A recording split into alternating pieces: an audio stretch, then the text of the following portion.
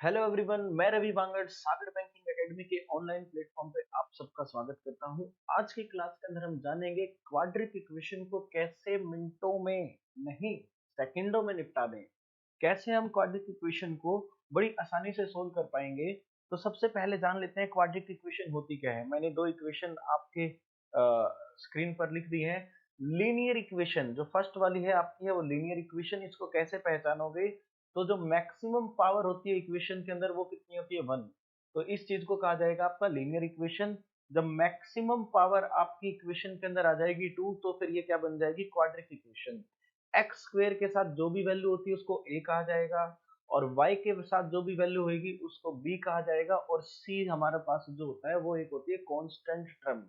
सी हमारे पास होता है कांस्टेंट टर्म। हमें कंपैरिजन करना होता है x की वैल्यू और y की वैल्यू, रूट्स निकालने के बाद दोनों इक्वेशंस का, जिसके लिए हमें दिए होते हैं 5 ऑप्शन, और 5 ऑप्शन में से हमें करेक्ट ऑप्शन चूज करना होता है। तो यहाँ पे हम चलते हैं भाई फर्स्ट क्वेश्चन के अंदर कि कैसे हम ट्रिकी अप्रोच से बड़ी आसानी से सोल्व कर सकते हैं अपने क्वेश्चंस को। तो देखें भाई, तो जो b की वैल्यू है मेरे पास, मैंने दो इक्वेशन अपने पास ली है। b की वैल्यू अभी मेरे पास जो है 12। 12 जो मेरा नंबर है वो कितना? इवन है। बड़े ध्यान से इस चीज को सुन लेना है, समझ लेना है और फिर इंप्लीमेंट करना है क्वेश्चनों के ऊपर। तो जो b की वैल्यू है मेरे पास कितनी है? इवन। दूसरा जो मैंने क्वेश्चन लिया है उसमें b की वैल्यू जो x के साथ जो वैल्यू आई है, एक समझाने के लिए क्वेश्चन लिया मैंने। तो अभी b की वैल्यू जो उसके साथ है मेरे पास, वो चीज क्या है भाई? वो मैंने ली है ओड। तो अगर b की वैल्यू इवन हो तो हम क्वेश्चन को कैसे रूट्स तक निकालेंगे, और ओड है तो कैसे रूट्स तक हम निकालेंगे। तो यहाँ पे देखो, इवन वैल्यू को हम दो इक्वल पार्ट्स में डिवाइड कर लेंगे। तो मैंने डिवाइड किया 6 और 6, ठीक है भाई। ओड को भी मैंने इक्वल पार्ट्स में डिवाइड करना है, but value should be integral and nearest. तो नियरेस्ट तो फिर मैं लिखूंगा 3 और 4। तो यहाँ पे मैं क्या करूंगा? नियरेस्ट यानी कि डिफरेंस कम से कम आए, यानी कि 1 आए। तो भाई अगर इवन वैल्यू है तो मैंने किया 6 और 6, भाई 12 को हाफ और हाफ कर दिया।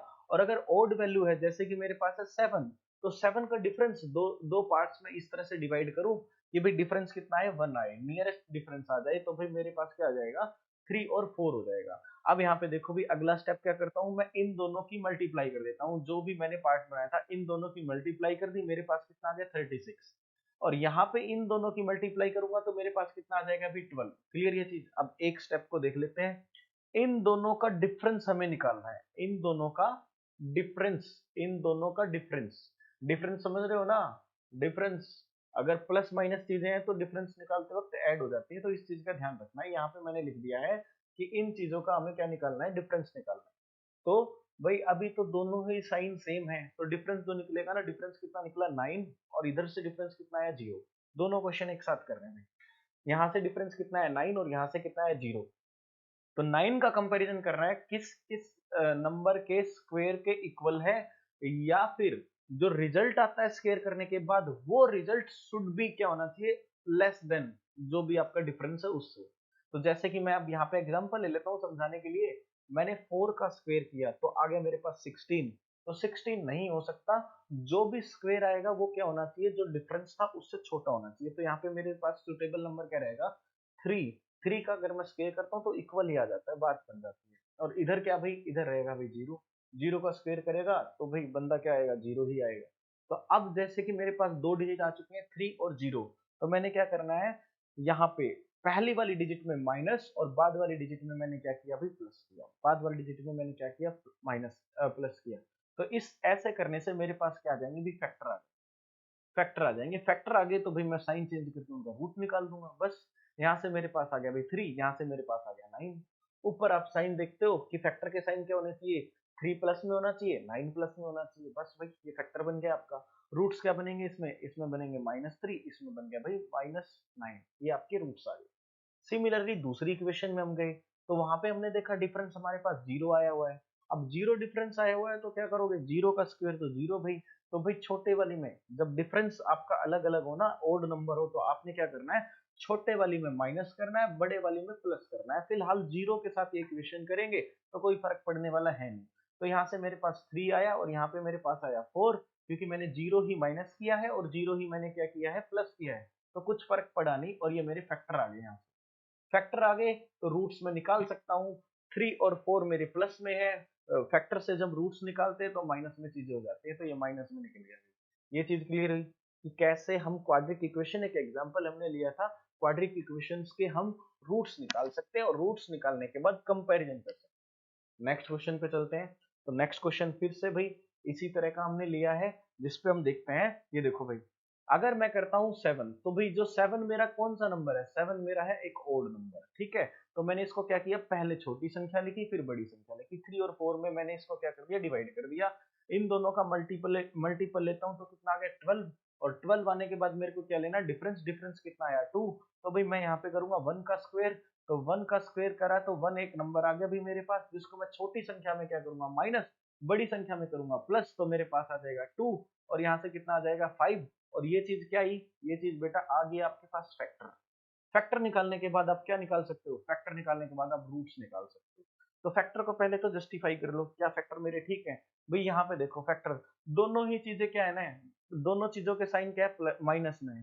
तो -2 और -5 रहे होंगे, जब भी तो दोनों को जोड़ के -7 आएगा। अब भाई फैक्टर आपके रहेंगे माइनस में, तो रूट्स के साइन चेंज हो जाएंगे, तो रूट्स आपके बन चुके हैं कितने भाई, 2 और 5। क्लियर। एक क्वेश्चन और करते हैं। तो यहाँ पे देखो भाई, यहाँ पे मैंने ले लिया है जो b की वैल्यू है जो मेरे पास, वो कौन सी वैल्यू है, इवन, इवन नंबर है। तो मैं यहाँ से इसको 2 इक्वल्स पार्ट्स में डिवाइड करूंगा, 6 और 6 दोनों की मल्टीप्लाई करूंगा 36, और यहाँ से निकालूंगा डिफरेंस, डिफरेंस कितना है 1। अब 1, 1 का स्केयर करता हूँ तो कितना आता है 1, तो एक 1 एक डिजिट आ गया, 1 डिजिट को एक में माइनस करना है, एक में प्लस करना है, तो मेरे पास आया 5 और कितना 7। अब मैं देखता हूँ भाई फैक्टर के साइन, फैक्टर तो निकल चुके, फैक्टर के साइन ऊपर वाली जो इक्वेशन है वो बताएगी कि भी जो आया हुआ आपके पास, दोनों फैक्टर को जोड़ने के बाद आपके पास आया हो -12, तो दोनों ही फैक्टर किस में रहे होंगे, माइनस में रहे होंगे, -5 -7, तभी तो जुड़ के 12 आया है। तो रूट्स निकल जाएंगे यहाँ से बड़ी आसानी से। रूट्स में क्या करोगे, साइन चेंज कर दोगे, तो 5 और 7 मेरे रूट्स आ गए। Hope so clear. एक क्वेश्चन और करते हैं। अब यहाँ पे देखो भी, कोई रूल रेगुलेशन कुछ भी याद नहीं करना, डायरेक्ट आपके यहाँ से है ना रूट्स निकल जाएंगे बड़ी आसानी से। यहाँ पे देखो भाई, अगर मैं यहाँ पे देखता हूँ तो भी मेरे पास कितना आएगा, मल्टीपल कितना आ गया, माइनस का 50 आ गया आपकी बात, ठीक है। हर तरह के क्वेश्चन मैंने ले लिए इसमें। तो यहाँ पे देखो भाई, आपको दो इक्वल पार्ट्स में डिवाइड करोगे तो पहले छोटी लिखना फिर बड़ी लिखना, ठीक है। 2 और 3 वे आप याद करने में आसानी रहेगी। तो 2 और 3, और मेरे पास वहां पे 50, इन दोनों की मल्टीप्लाई करी तो कितना आ गया 6। और मैंने स्टार्टिंग में ही कहा था भी डिफरेंस लेते हैं, डिफरेंस क्या होता है, अलग अलग साइन में ऐड हो जाता है। तो ये आ गया 56। तो 56 में देखता हूँ, मैंने 7 का किया, उसके बाद मैंने 8 का किया। तो जब मैं 7 का स्क्वायर करता हूँ तो 49, और 8 का किया तो क्या हो गया भाई 64, बड़ा हो गया। 8 तो सेटिस्फाई नहीं करेगा, स्क्वायर का जो रिजल्ट आएगा, result must be less than difference. तो भाई मेरे पास क्या हो गया 7 आ गया। तो 7 से मैं इस चीज को कर रहा हूँ, छोटी में माइनस बड़ी में प्लस, तो मेरे पास क्या आ जाएंगे बेटा, रूट्स आ जाएंगे। और रूट्स आने के बाद भी साइन चेंज करके मैं फैक्टर निकाल लूंगा। तो यहाँ से मेरे पास क्या हुआ भाई 5, और यहाँ से मेरे पास क्या हुआ 10। साइन बना लेते हैं इनकी। तो साइन बना लेते हैं, तो ऊपर वाली साइन क्या है भाई, माइनस में है, तो बड़ी संख्या को माइनस में रखो, छोटी को रखो प्लस में, दोनों को ऐड करोगे तो फैक्टर आपके रूट्स, सॉरी उल्टा लिख दिया मैंने, ये तो आपके क्या है भाई फैक्टर्स हैं, और रूट्स यहाँ पे आ जाएंगे। ठीक है, फैक्टर आपके सेटिस्फाई हो गए, और रूट्स आपके क्या आ जाएंगे, साइन चेंज हो जाएंगे, माइनस का 5 और प्लस का क्या आ जाएगा 10, ये आपके रूट्स आ गए। क्लियर। अब भाई ये इक्वेशन देखो आप, यहाँ पे आपके पास क्या नंबर आया हुआ है, एक नंबर आया हुआ है इवन। इवन नंबर को क्या करने वाले हो आप, इवन नंबर को आप इक्वल इक्वल पार्ट्स में डिवाइड कर लोगे भी, 2 इक्वल पार्ट्स में दोनों की करोगे मल्टीप्लाई, 1 आएगा, लेकिन उससे पहले सी के साथ आप किसकी मल्टीप्लाई करोगे, ए के साथ, और देखोगे क्या आया हुआ है।